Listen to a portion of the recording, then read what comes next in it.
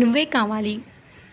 మూర్తిగారు అమ్మాయిని చూసి మాట్లాడి చెప్పు. నచ్చితేనే ముందుకు వెళ్దాం. లేదంటే లేదు. నేను నిన్ను ఫోర్స్ చేయడం లేదు. కాసేపు యశ్వంత్ ఆలోచించిన తర్వాత సరే డాడీ, మీరు చెప్పినట్టుగానే ఆ అమ్మాయిని ఒకసారి మీట్ అయ్యి తర్వాత నా అభిప్రాయం చెప్తాను. మీరు మాత్రం నన్ను ఫోర్స్ చేయకూడదు.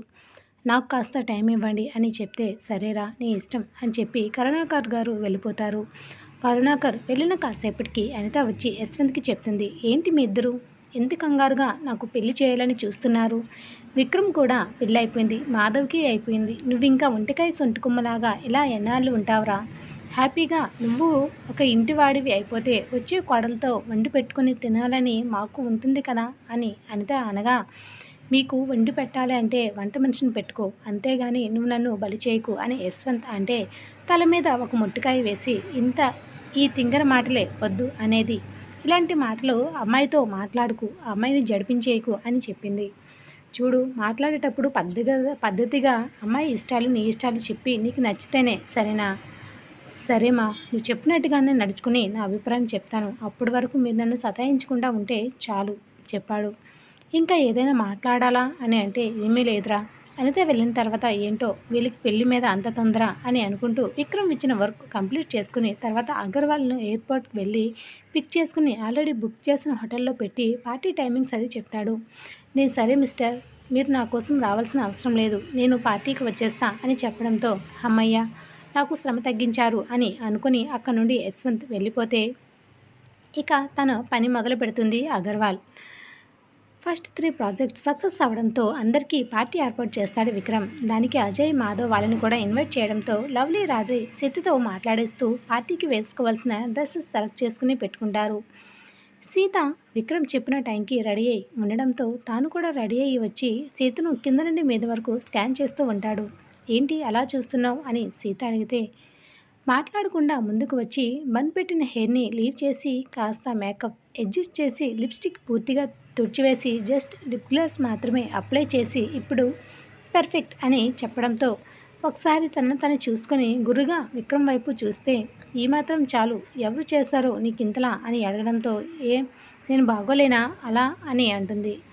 నాకు మాత్రమే నిన్ను చూసే రైట్స్ ఉన్నాయి, ఎవరికి నేను అలా చూడడం నాకు ఇష్టం లేదు. నువ్వు ఇలా సింపుల్గా ఉంటేనే నాకు నచ్చుతావు, అంత మేకప్ నీకు అవసరం లేదు, కొత్తగా ఇదెందుకు నీకు అని విక్రమ్ స్ట్రైట్గా అడిగేసరికి అంటే నాకు ఇలాంటి పార్టీస్ నేను ఎప్పుడు అటెండ్ అవ్వలేదు, అలాంటి పార్టీకి ఇలా రెడీ అవ్వాలని రాధీ లవ్లీ చెప్పారు, అందుకే అత్తమ్మ దగ్గరుండి రెడీ చేపించారు, మీరేమో మొత్తం పాడు చేశారు అని ఏడుపు మొహం వేస్తే ఏడ్చావలే, ఇలానే బాగున్నావు పద అని లాక్కుని విక్రమ్ వెళ్తే క్యూట్గా ఉన్నావు అని అనడంతో మీరు మాత్రం ఇలా రెడీ అవ్వచ్చా అని అంటుంది. నీకు ఆ ఛాన్స్ లేదులే అని అనేసరికి తిట్టుకుంటుంది విక్రమ్ని. అత్తమ్మ వెళ్ళొస్తాను అని చెప్పి సీత విక్రమ్తో పాటు పార్టీకి వెళ్తే మారిన విక్రమ్ గెటప్కి సీత గెటప్కి ఏం జరిగిందో ఊహించి చిన్నగా నవ్వుకుంటుంది మహాలక్ష్మి. ఏమోయ్ నీలో నువ్వే నవ్వుకుంటున్నావు అని జయరామ్ గారు అనగా ఏమీ లేదులేండి పద, మనం కూడా పార్టీకి స్టార్ట్ అవ్వాలి కదా, రెడీ అవుదాం అని ఇక మహాలక్ష్మి గారు జయరామ్ గారు వెళ్ళి రెడీ అవుతూ ఉంటే ఇక విక్రమ్ అయితే పార్టీకి స్టార్ట్ అవుతూ ఉంటాడు. తర్వాత ఏం జరిగిందంటే మహాలక్ష్మి కోడళ్ళు రెడీ చేసి ఇప్పుడు తను రెడీ అవ్వడానికి వెళ్తుంది. అజయ్తో పాటు ఓన్లీ లవ్లీ, మాధవ్తో పాటు రాధి సోలో కింగ్లా యశ్వంత్ పార్టీకి వెళ్తారు. అగర్వాల్ అలాగే కొంతమంది మోడల్స్ వచ్చేస్తారు. అనిత మూర్తిగారి అమ్మాయి పూజతో కూడా వస్తుందని చెప్పడంతో కాస్త ఎక్కువే రెడీ అవుతాడు యశు. షేర్ హోల్డర్స్, బిజినెస్ పార్ట్నర్స్ని అందరినీ ఇన్వైట్ చేయడంతో చాలా గ్రాండ్గా విక్రమ్ అరేంజ్ చేస్తాడు. కాసేపటికి మహాలక్ష్మితో పాటు జయరామ్ కూడా అక్కడికి వస్తే పద్మిని, ప్రభాకర్ వాళ్ళని కూడా వస్తారు. సీత కాస్త కంగారు పడుతుంది. అంత గ్రాండ్గా ఉన్న పార్టీ, అక్కడున్న కల్చర్ని చూసి నిదానంగా తన చేతిని నొక్కి టెన్షన్ పడొద్దావు దాని చుట్టూ చేయి వేసి పరిచయం చేస్తూ రాధీ లవ్లీ కనిపించడంతో సీత వాళ్ళ దగ్గరికి వెళ్తానని చెప్పి ముగ్గురు కూడా తన దగ్గర కూర్చుని చర్చా చేస్తూ ఉంటే అజయ్, మాధవ్ వాళ్ళ దగ్గర మాట్లాడుతూ ఉంటే విక్రమ్, యశ్వంత్ అందరూ ఇన్వెస్టర్స్ అలాగే పార్ట్నర్స్ని రిసీవ్ చేసుకుని మాట్లాడుతూ బిజినెస్ డీలింగ్స్ గురించి డిస్కస్ చేస్తూ ఉంటారు. నిజానికి పార్టీ కేవలం ఎంజాయ్మెంట్ కోసమే కాకుండా ఇలాంటి చాలా వరకు బిజినెస్ డీలింగ్స్ కూడా చాలా వరకు జరుగుతూ ఉండడంతో విక్రమ్ సీరియస్ మోడ్లో వాళ్ళతో మాట్లాడుతూ తన అభిప్రాయాన్ని క్లియర్ కట్గా అందరికీ చెప్తాడు. కొందరికి నచ్చకపోయినా విక్రమ్ని ఎదిరించి నిలబడలేమని తెలిసి తలవంచక తప్పదు. పార్ట్నర్స్తో మాట్లాడిన తర్వాత మోడల్స్ దగ్గరికి వెళ్ళి యశ్వంత్ పరిచయం చేయడంతో విక్రమ్కి పూర్తిగా ఫ్లాట్ అవుతారు మోడల్ పాపులు. అగర్వాల్ లేట్గా వచ్చినా తను ఎక్కడ ఎక్స్పోజింగ్ ఏమీ లేకుండా డిగ్నిఫైగా వచ్చి అక్కడ ఉన్న విక్రమ్ యశ్వంత్ దగ్గరికి వెళ్ళి యాటిట్యూడ్గా వాళ్ళతో మాట్లాడుతూ ఉంటే విక్రమ్ ఇంప్రెస్ అయ్యి కాస్త మాటలు కలుపుతాడు. విక్రమ్ చూడగానే స్టన్ అయిన అగర్వాల్ అది మొహంలో కనిపించనివ్వకుండా విక్రమ్తో నార్మల్గా మాట్లాడుతూ యశ్వంత్ని కూడా కలుపుతూ ప్రొఫెషనల్ మోడల్లా ఉంటే యశ్వంత్ కూడా బిజినెస్ మ్యాన్లా పర్ఫెక్ట్గా సమాధానం చెప్తాడు. యశ్వంత్కి పూజిత వచ్చిందని చెప్పడంతో పూజ ఎదురుగా వెళ్ళి తనతో మాట్లాడుతూ ఉంటే అగర్వాల్ కాసేపు మాట్లాడి సీత దగ్గరికి వెళ్ళి ఏదైనా తిన్నావా లేదని అడిగితే తినలేదు, మీకోసం వెయిట్ చేస్తున్నా అని చెప్పడంతో సరేరా అని రాధి లవ్లీ వాళ్ళతో అజయ్ మాధవ్ వాళ్ళ దగ్గరికి తీసుకెళ్ళి అందరికీ కూడా మహాలక్ష్మి అలాగే జయరాం వాళ్ళతో జాయిన్ చేయించి జయరాం గారితో బిజినెస్ డీల్ గురించి డిస్కస్ చేస్తూ ఉంటాడు విక్రమ్. వీళ్ళందరికీ దూరంగా యశ్వంత్ పూజితతో మాటలు కలిపితే ప్రతిమ ఫ్రెండ్స్తో మాట్లాడుతూ బిజీగా ఉంటుంది. యశ్వంత్ డైరెక్ట్గా మాట్లాడుతూ ఉంటే తను చాలా కామ్ అండ్ సైలెంట్గా, పర్సనల్ చాలా తక్కువగా మాట్లాడుతుంది. అలాగే తను ఇప్పుడు జూనియర్ డాక్టర్గా హాస్పిటల్లో వర్క్ చేస్తున్నట్లు చెప్పి కాసేపు మాట్లాడిన తర్వాత ఆమె వెళ్ళాక విక్రమ్ వాళ్ళతో డిన్నర్ జాయిన్ అవుతాడు యశు. అందరికీ తిన్న తర్వాత కాసేపు అక్కడ మ్యూజిక్ ఎంజాయ్ చేస్తూ ఉంటారు. లవ్లీ రాధే పిలిచిన వెళ్ళని సీత ఒంటరిగా ఉంటూ డ్యాన్స్ ఫ్లోర్ వైపే చూస్తూ ఉంటే అది గమనించిన విక్రమ్ బిజినెస్ పార్ట్నర్స్తో మాట్లాడుతూ వాళ్ళకి మళ్ళీ మీట్ అవుతామని చెప్పి సీత దగ్గరికి వెళ్ళి విక్రమ్ చేయి చాపగానే తన చేతిలో చేయి వేసి డ్యాన్స్ చేస్తే విక్రమ్కి అనుగుణంగా డ్యాన్స్ చేస్తూ ఉంటే అదంతా చూస్తున్న లవ్లీ వాళ్ళు కూడా పార్ట్నర్స్తో డ్యాన్స్ ఫ్లోర్కి వెళ్తారు. ఒంటరిగా ఉన్న యశ్వంత్ దగ్గరికి ప్రతిమ వచ్చి డ్యాన్స్ చేద్దామని ఆఫర్ ఇవ్వగా కాదనక యశ్వంత్ కూడా ప్రతిమతో డ్యాన్స్ చేస్తే ఏంటి అన్నట్టు విక్రమ్ కళ్ళతో సైగ చేసి ఏమీ లేదు అని భుజాలు ఎగరేస్తాడు Yashwant. Old and sweet couples కూడా డ్యాన్స్లో పార్టిసిపేట్ చేయడంతో అదంతా ఫ్యామిలీ టైం స్పెండ్ చేసినట్టు ఉండడంతో సీతకి చాలా హ్యాపీగా అనిపిస్తే విక్రమ్తో హ్యాపీగా మూవ్ అవుతూ ఉంటుంది. విక్రమ్ సీత ప్రతి ఎక్స్ప్రెషన్ ఒక గంట గమనిస్తూనే ప్రతిమ యశ్వంత్ కూడా చూస్తూ ఉంటారు. బిజినెస్ పార్ట్నర్స్ కూడా వాళ్ళ భార్యలతో డ్యాన్స్ చేసి డ్రింక్స్ సిప్ చేస్తూ ఉంటే పార్టీకి వచ్చిన నుండి రెండు కళ్ళు సీత వైపే తినేసేలా చూస్తూ కళ్ళల్లోనే కాపురం చేసేలా దూరంగా ఒక దగ్గర కూర్చుని సీత వైపే చూస్తూ డ్రింక్స్ సిప్ చేస్తూ ఉంటాడు. జయరాం మహాలక్ష్మి పద్మిని వాళ్ళు కాసేపు చేసి సైడ్ అయితే అక్కడ ఉన్న పార్ట్నర్స్ జయరాం దగ్గరికి వచ్చి విక్రమ్ చెప్పిన ప్రపోజల్ గురించి డిస్కస్ చేస్తూ ఉంటారు. ఏదైనా జయరాం, నువ్వు చాలా అదృష్టవంతుడివి. విక్రమ్ ఏ బిజినెస్ స్టార్ట్ చేసినా సక్సెస్ అవుతుంది. అటువంటి కొడుకు ఉన్నందుకు చాలా లక్కీ మ్యాన్. ఏదైనా ఒకటి అనుకున్నా అంటే అది సాధించి తీరుతాడు. అది అందరికీ అప్పుడు తెలిసేలా చేస్తాడు. నిజంగా చాలాసార్లు నేను అనుకున్నా విక్రమ్ లాంటి కొడుకు నాకెందుకు పుట్టలేదా అని.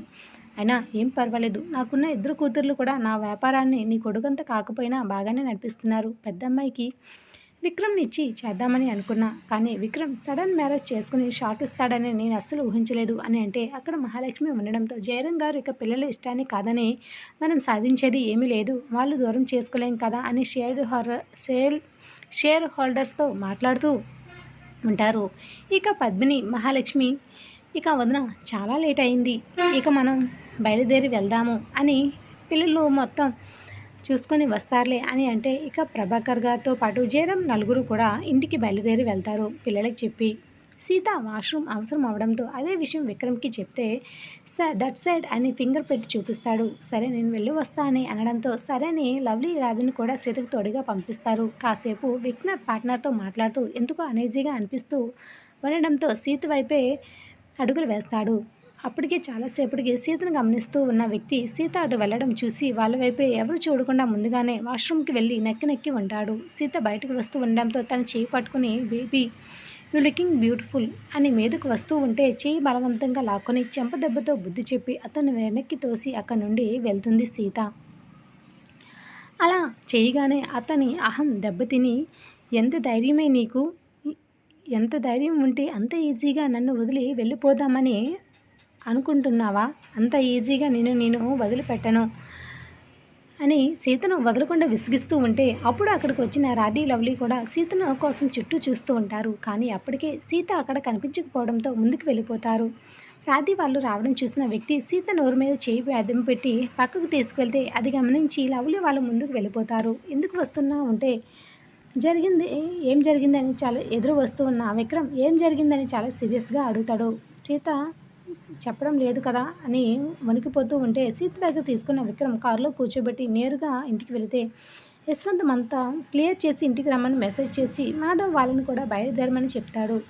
ఇంట్లోకి వెళ్ళిన తర్వాత సీతను వాష్రూమ్లోకి వెళ్ళి మొత్తం రుద్ది స్నానం చేసి నైట్ వేర్ వేసుకున్న తర్వాత ఏమైందని విక్రమ్ నుండి వచ్చిన పదునైన మాటలకు భయపడి జరిగింది చెప్తుంది. ఆ వ్యక్తి తనతో చేసేటప్పటికి ఒక లేడీ రావడం, తనను కొట్టి పడేస్తే భయపడి అక్కడి నుండి పారిపోవడం, సీత జరిగిందంతా చెప్పడంతో వెంటనే యశ్వంత్కి ఫోన్ చేసి సీసీటీవీ ఫుటేజ్ కావాలని అడుగుతాడు. ఎందుకురా అని యశ్వంత్ క్వశ్చన్ కూడా వేయకుండా కాసేపటికి యశ్వంత్ మొబైల్కి సెండ్ చేస్తే వెళ్ళిన దగ్గర టైంలో అటువైపు వెళ్ళిన వాళ్ళందరినీ ఇక్కడ చూపిస్తూ ఉంటే తెలివిగా ఆ వ్యక్తి కెమెరాలకు దొరకకుండా తప్పించుకుంటాడు. దాంతో విక్రమ్ పిడికిలి బిగుసుకుంటుంది. ఎంత డేర్ చేయాలి అనేసి అనుకుంటూ విక్రమ్ కోపం చూసి మరింత బెదిరిపోతుంది సీత. రియలీ సారీ, ఇలా అవుతుందని అనుకోలేదు. ఏ పార్టీలో ఎవరో ఒక వెధవులు ఉంటారని నేను మరింత జాగ్రత్తగా ఉండాల్సింది. ఐఎమ్ రియలీ సారీ అని చెప్తూనే బెడ్ మీద సీతను పడుకోబెడుతూ తన గుండెల మీద పడుకోబెట్టుకుని అడ్జస్ట్ చేసుకుని పడుకోబెట్టుకుని జో కొడుతూ ఉంటాడు. ఏటి సీత విక్రమ్ గుండెల మీద నిద్రపోతుంది. సీత మోము చూస్తూ ఉన్న విక్రమ్ ఏడ్చడం వల్ల అలసిన మోము చూసిన విక్రమ్ పిడికిలు బిగుసుకుంటుంది. కాసేపటి ముందు వరకు సంతోషంగా ఉన్న తన చెల్లి ఇప్పుడు వడలిపోయి ఉండడం భరించలేకపోతున్నాడు విక్రమ్. ఫస్ట్ టైం తప్పించుకున్నాడు. ఇదంతా ఎవరైనా చేస్తున్నారా లేదా ఏమైనా అని పరిపరి విధాలుగా ఆలోచిస్తూ ఉంటాడు విక్రమ్. అసలు ఏం జరిగింది?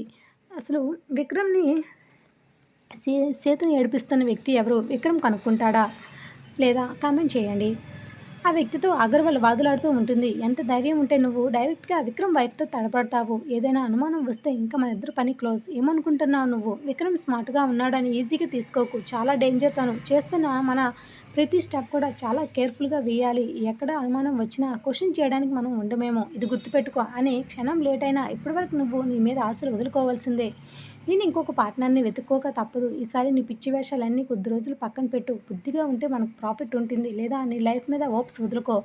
ఈసారి ఎటువంటి పిచ్చి పనులు చేసినా ఊరుకోనని చెప్తున్నా అని చాలా పెద్దగా అరుస్తూ పెద్ద పెద్ద డీల్స్ క్యాన్సిల్ చేసుకోకు, పిచ్చి పిచ్చి వేషాలు వేసి తప్పించుకోకు అని చెప్తూ ఉంటుంది. ఇక నాకు వార్నింగ్ ఇవ్వడం పూర్తయితే నీ పని నేను చేస్తా అని నాకే వార్నింగ్ ఇస్తావా నువ్వు? నీ పని అయిపోయిన అంటే నీ పని చెప్తా అని కోపంగా చేతి వరకు వచ్చిన